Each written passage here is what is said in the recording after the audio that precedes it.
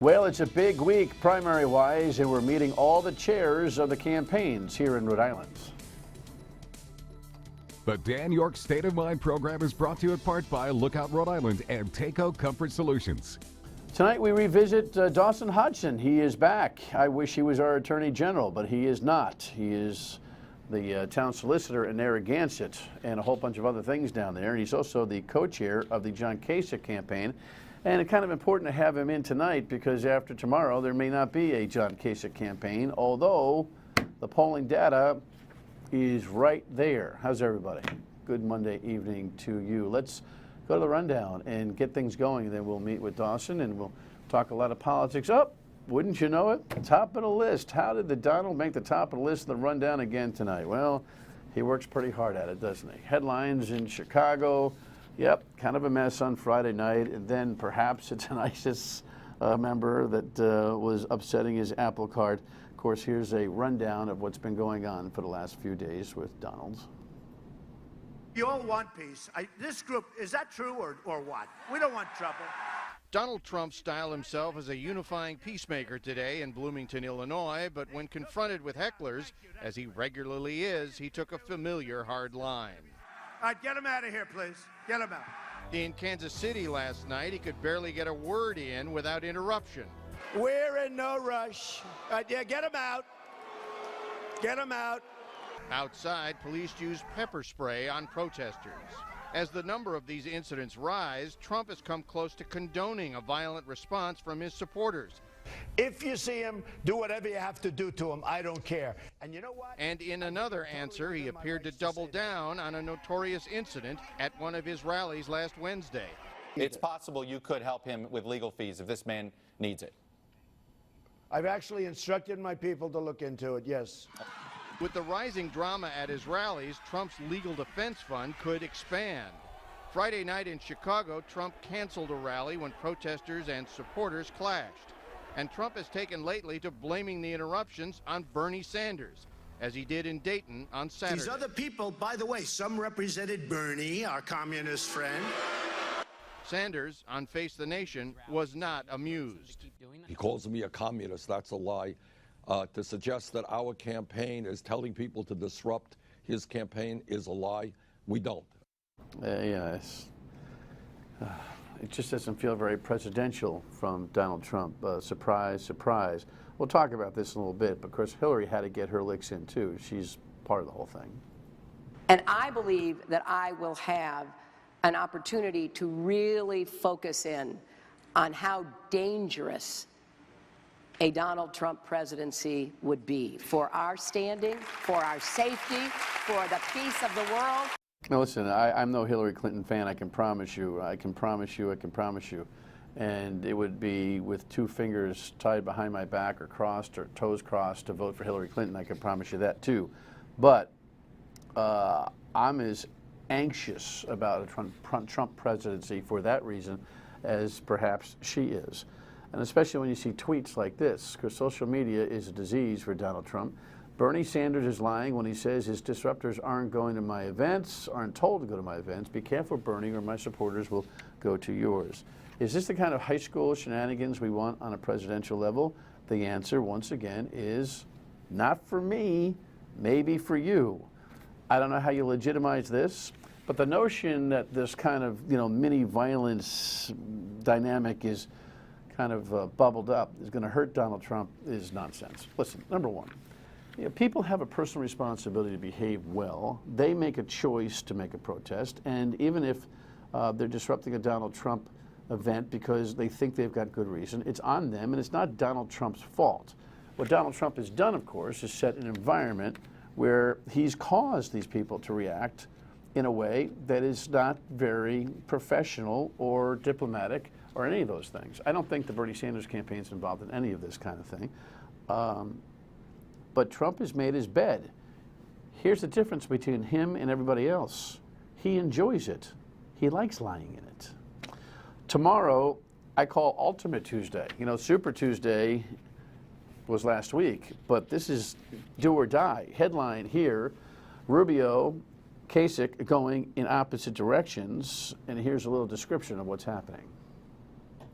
Marco Rubio reached out to voters in Florida Monday morning. He blamed Donald Trump for dividing the nation in the wake of violent clashes at Trump rallies over the weekend.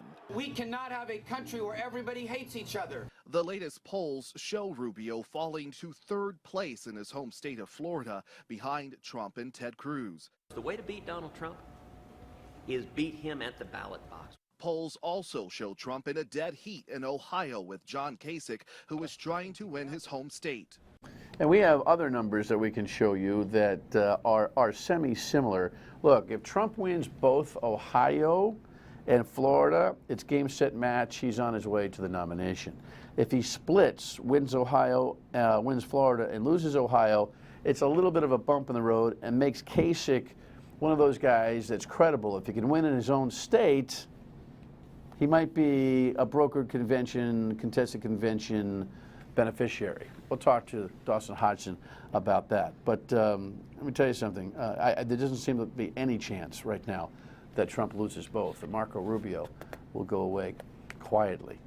All right, let us move on to the local issue of the day for me, and this is just silly. I got this email today from Governor Raimondo, not a personal email, but, one of these types. And it encourages 5th to 8th grade students to apply for the honor of governor for a day with a 400-word essay or less by March 25th. It's all part of Women's History Month. And wouldn't you know it, the only young people who qualify for this honor are girls. There's last year's winner. Congratulations to her.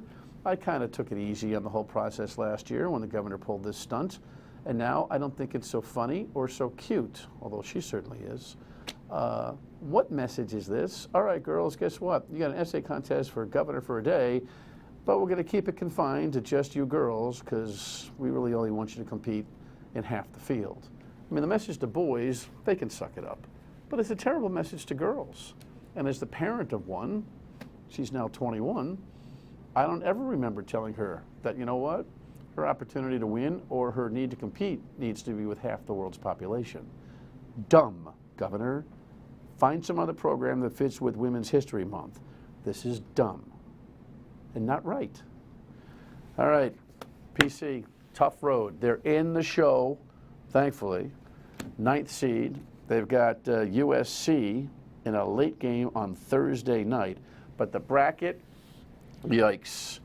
If you look to the top, if you've got a big screen, North Carolina looms as the next game should they get past USC. I think they probably will.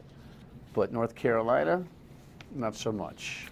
I hope that PC enjoys their trip to Raleigh. Hey, it's why they play the game, though, right, Coach? It's why they play the game. And speaking of Coach, we'll tackle this a little bit later in the week. URI's looking to hold on to Danny Hurley. He's talking with Rutgers this week, and that would be a sad saga for the URI fans. We'll get into the nitty-gritty on that a little bit later on. And speaking of basketball, at URI, the Ryan Center, we congratulate LaSalle and Hendricken. They are the winners, girls and boys respectively. Good contest. We call these games on the radio via my company, Dicom Sports, and we had a wonderful contest. Close game with South Kingstown. They fought the heavily favored Rams to the end on the girls' side, and here's the Hendricken boys beating the #1 seed LaSalle boys in a barn burner to the end. Thousands of people there at the Ryan Center. It was great stuff. Congratulations to both teams. All righty, let's go to John Kasich and talk about America. First of all, here's a headline that kind of shows these guys neck and neck. Here is John Kasich's reflection on it. Leadership is not encouraging a toxic environment where we blame one group because of the failure of another or the success of another. This country is about us coming together. This country is not about us tearing one another down or having fistfights at a campaign rally. We also have local representation for John Kasich. Yes, there are Rhode Island co-chairs, Bernie Jack Voney, who's out of town, and Dawson Hodgson, who is supposed to be the Attorney General. What's the matter with you, man? Great to be with you, Dan. Good to see you again, my friend. You're acting as the Narragansett Town Council? I work as council. I've been working as the town solicitor for the past year. It's like the Attorney General of Narragansett. I even get to prosecute one day a week for the police department, and it's been great to focus on my professional responsibilities. So for the last year. It's a big town, it's important stuff. But so you're the heavy with the college kids when they act up a little bit, huh? That's part of our portfolio you too. Have to cross your fingers when you're doing that. You know, I remember being in college, but it's a serious quality of life issue for the town, and we try to take a balanced and fair approach. Keep it under the law. Very, very appropriate answer. Give me your first blush. We'll have the balance of the show to kind of talk this thing over. Good thing it came in tonight. That's right. It's all about Ohio. Tomorrow is a critical day, I think, for the future of the campaign for John Kasich, obviously, but I think for the country. You know, looking at this presidential primary, nobody has ever seen anything like it. There seems to be a high likelihood that nobody arrives in the Republican convention in July with the delegates to secure the nomination on the first ballot. And in that focus, I think somebody with John Kasich's record of economic productivity in Ohio, the leadership tenor he's taken over the course of this campaign, in stark contrast with so many other participants, it could be historic. I mean, let's remember Lincoln won on the third ballot, and that was probably the best GOP nominee that we've had yet. In 2016, with the challenges facing our country and this world, there's not a person in this race for president of the Republican candidates or the Democratic candidates that I feel confident can lead our country in the right direction. All right, we'll dig in a little bit more and find out how he got the gig and figure out how this thing is going to roll out tomorrow and beyond. Stay with us. Frankly, the only serious policy proposals that deal with the broad range of national challenges we confront today come from Ted Cruz, Marco Rubio, and John Kasich. One of these men should be our nominee. Well, he narrowed it down today because Mitt Romney was out there in Ohio for John Kasich. Do you think, Mr. Rhode Island chairman for John Kasich, that will help? Well, I don't know what transferability there are of Mitt Romney's positives to any other candidate. I know Governor Kasich has had a strategy for winning this election that's always been focused on the later states that match up more appropriately with his profile as a Midwestern governor. I think there's been his Governor Romney's attempt to create a pick and choose strategy amongst voters hasn't been received well. And I don't think it was received well by Governor Kasich because he's always run on a platform of choose the best leader, choose the person that you believe in and vote for them. And we believe that Governor Kasich wins on that strategy. I don't know if anybody ever foresaw Donald Trump being the phenomenon that he is in this party, in this primary, but I think when you had 17 candidates, there was certainly going to be a jumble from the very beginning. And so I think that that strategy of primary elections taking place in states later in the cycle is non-traditional, but I think it's very thoughtful. And we see strong performances from Governor Kasich, in New Hampshire, in Vermont, in Massachusetts, in Ohio, where he is leading the polls. Well, under some of Massachusetts, these. you got thumped. I mean, come on. I mean, that was a big Trump Still second turnout. place if you're putting everything on a scorecard the way that the punditry does. It's still a second place finish. And it's a message I think that resonates. And the more focus that the electorate gets on who actually has leadership experience, skills, and a plan to achieve what we would all like to see, more jobs, more security, he's the only choice. How'd you end up as the co-chair? I reached out to the campaign because I wanted to help out in New Hampshire. I've, being out of politics myself now, it was very liberating to be able to support somebody else. I ended up getting sick and not being able to go up there, but as it became clear that these late states like Rhode Island are going to be highly relevant, they started rolling out their campaign organizations across the country, and I jumped at the chance. This is a man that I believe in. I've seen Rhode Island politics up close. I've seen Washington politics. I should remind everybody, as state senator for how many years? 2 terms, 4 years. 2 terms, 4 years, and reminding you that Dawson was right there on the Attorney General's race, and that is what it is. We'll talk about your future a little bit later on, but back to your political thing. So this guy kind of lured you back in? Well, yeah, I think it's fair to say that that I really lost the sense of hope that I had for the future of our society. John Kasich and his message spoke to me. And, you know, when did you lose hope about society? Well, you know, we look at how we choose our leaders in Rhode Island. We look at the outcomes that are perpetually worse and worse. And I don't see much getting better. And making things better is something that I devoted my entire professional career to. You know, I gave up my career as a prosecutor to serve in the legislature, and I gave up my seat in the legislature to run for Attorney General, all because I thought we had some changes that we could make that were apparent with the right messenger and the right message. I think I had both of those in both the legislature and my Attorney General campaign. It didn't work out that way, and so there was a bit of resignation that. Well, things are what they are, and the risk reward of being an active political candidate and with a young family, it just wasn't there. You know, simply standing up for the right thing when you're not achieving what you're setting out to is frustrating. But I listened to the message that Governor Kasich has in this campaign, that he's been consistent from the beginning, that this is about, you know, your traditional conservative political principles applied with some pragmatism. He's somebody who has taken a lot of the concepts that I've talked about as a political participant, and he's actually made them work by bringing in stakeholders from across the spectrum. You know, we look at his record in Ohio, where he's added 400,000 jobs to that economy as governor, and I compare that to our experience living through the same recession here in Rhode Island. I mean, there's a number that Rhode Islanders should really sit up and say, wow, that is a contrast. I would like to benefit from that type of leadership. He is very popular in the state of in the state of Ohio. Certainly on the Republican side, his popularity ratings hover over 70%, which is a huge number for anybody in that state. But Donald and he are tied neck and neck, which is again part of the enigmatic phenomenon of what Donald Trump is.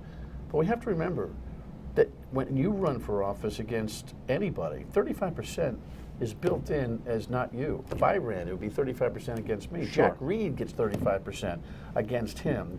Cicilline. Incumbents have that built in.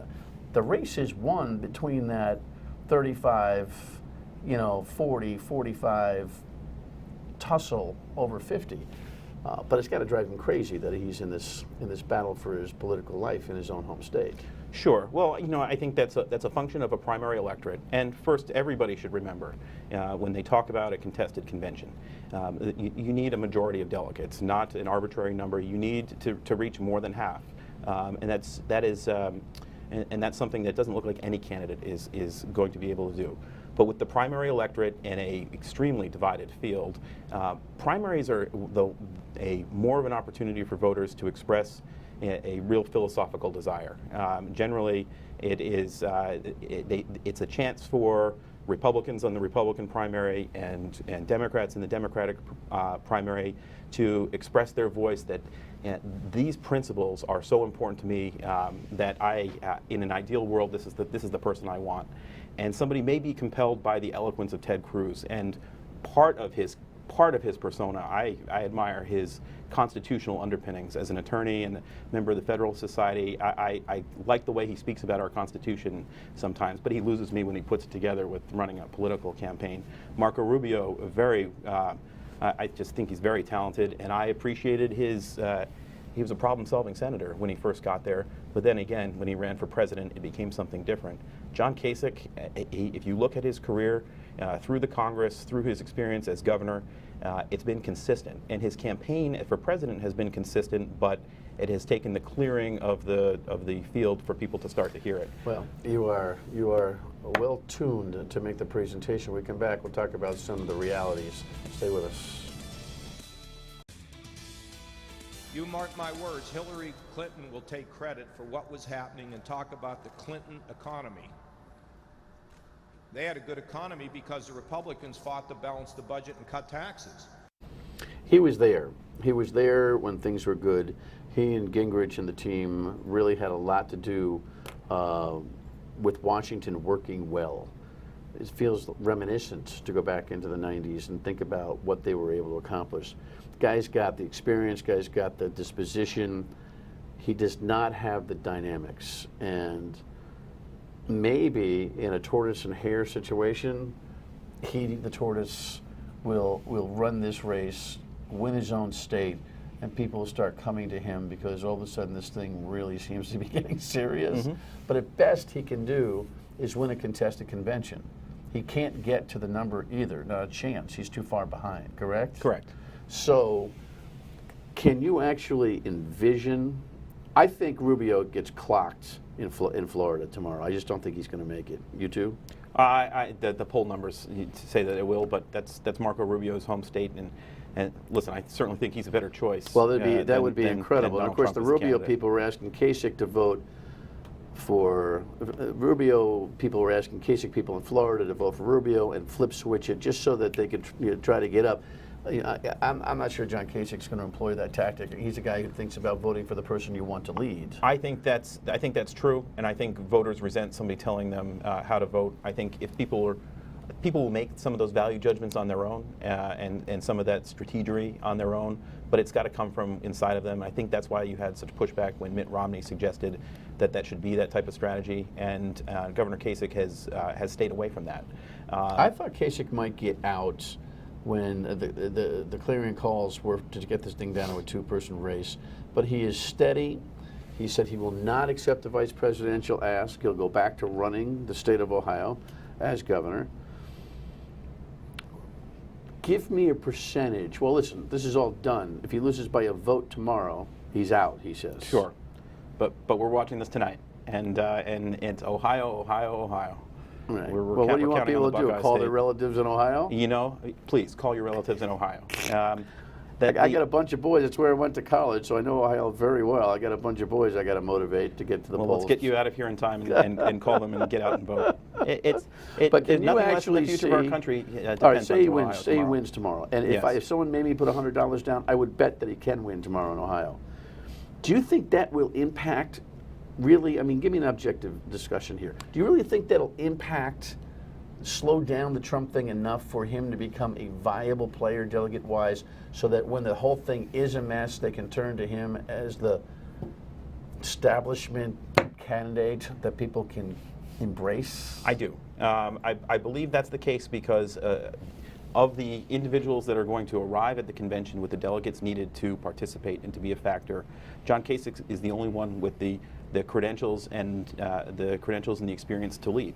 He's the only person that has been able to conduct himself in this campaign and not make the type of, I would call them errors, but not make the type of scenes that have caused a great number of people to look at them and say, I can't trust you to lead my country. It is the convention process is something that's complicated.